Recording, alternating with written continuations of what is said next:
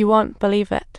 Old Black got Danny's SOS through the shining miles away, but the hotel lines were dead. What a blunder. Jack, still shaken from the 237-room scare, awkwardly returned to the bedroom.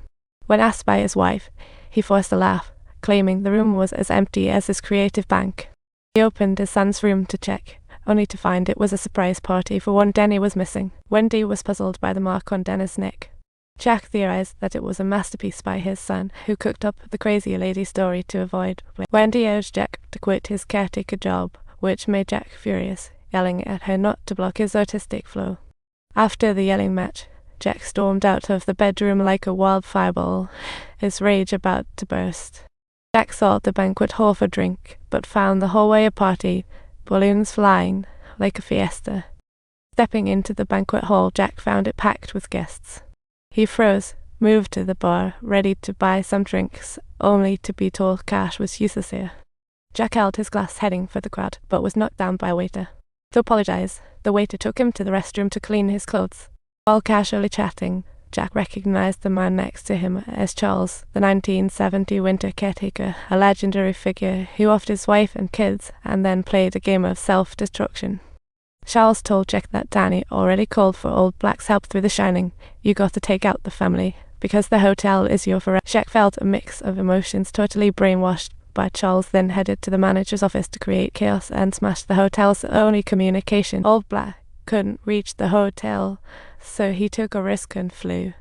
Cut to Wendy, plotting escape with her kid when she heard noises from the bedroom. Danny kept repeating a phrase, telling Wendy his spirit already flew the coop. Wendy was in tears, holding her son, feeling like a soggy tissue. She couldn't handle this life anymore. Wendy searched the hall for Jack, but found him MIA. At the typewriter, she stumbled upon a horror show page filled with the same text over and over again. She realized Jack was insane. Just as she panicked, Jack sneaked up behind her. Jack coldly interrogated Wendy for snooping, making her shake like a leaf, and since the cat was out of the bag, Jack dropped the act and unleashed his pent-up grievances. Danny sensed the talk. Bloody scenes flashed like a horror blockbuster's trailer. Caught in Jack's questioning, Wendy could only back away in fear until they reached the stairs, where she bravely decided to fight back. When Jack drowsily woke, he found himself dragged. Wendy quickly opened the door and locked him in the storage room. She told Jack she had to take their son and find a doctor to help him get back to normal. Jack smugly declared the only snowmobile was wrecked by him and nobody was leaving. Wendy hurried to check the garage, and the snowmobile looked like it had been through a monster truck rally complete despair. That night, Jack woke up in the storage area to a knocking sound, only to find Charles outside with a smug grin, mocking Jack about not being able to handle a woman. This lit a fire in Jack, swearing he would complete his mission. Just then, Charles swung open the storage door, while Old Black jumped into a snowmobile, racing to the hotel, sensing that Danny's spirit had fled. In the bedroom, Wendy dreamed as Danny wrote Red Wolf Mama on the door with lipstick. Suddenly, Wendy woke to see her son at the bedfoot. The mirror revealed murder spelled backwards. Next, they heard banging at the door. Jack was hacking away with an axe.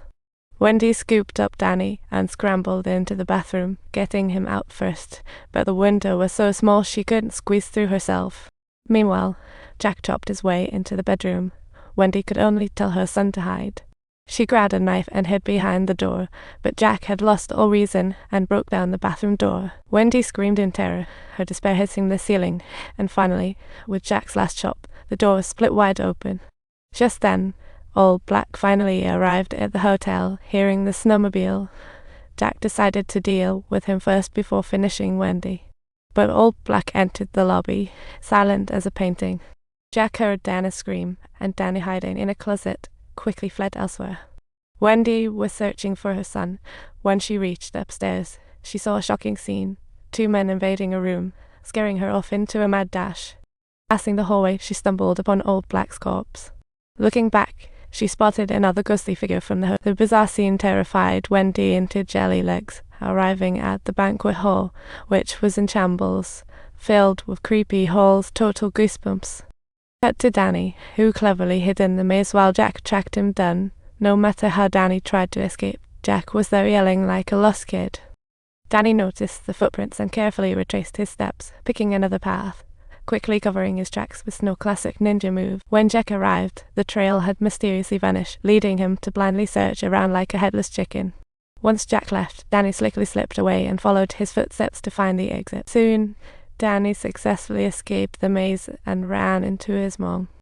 Wendy hurriedly hopped onto old black snowmobile with her son, while Jack was lost in the maze, hearing the snowmobile and collapsing in exhaustion.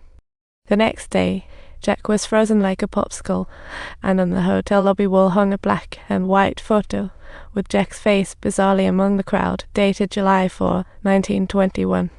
Rumor has it that July 4, 1921, the US Independence Day, was when people dressed to the nines for a hotel party, but then a sudden fire left them in a real pickle. Some escaped, and guess who was part of it?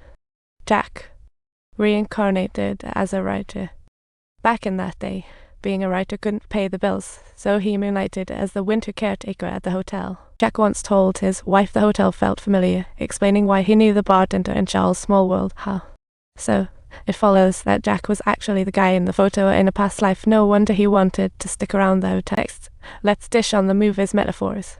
First up is history. The hotel built in 1907 with indigenous graves. The manager mentioned that during the hotel's construction, they were attacked by Native Americans. Talk about a bad omen for them. The director used this to critique the massacre's horrors. Secondly, it's about family, a three-member household stuck in a toxic state for ages. The maze symbolizes Jack's inner world, aerial shot showcasing Wendy and Dan's vulnerability. This suggests Jack controls his family. By accusing Wendy of interrupting his writing, it shows her long-term oppression, making her seem weak and timid. Even Danny had to tiptoe into the bedroom for his toys. Given Dad's history of drunken mishaps, Dan is terrified of him. Lastly, it's about room 237, where Charles committed his infamous family massacre. Danny sensed the horror of that room through his shining. This room symbolizes Danny's inner fears and anxieties. Thanks for watching. Don't forget to like and subscribe, okay?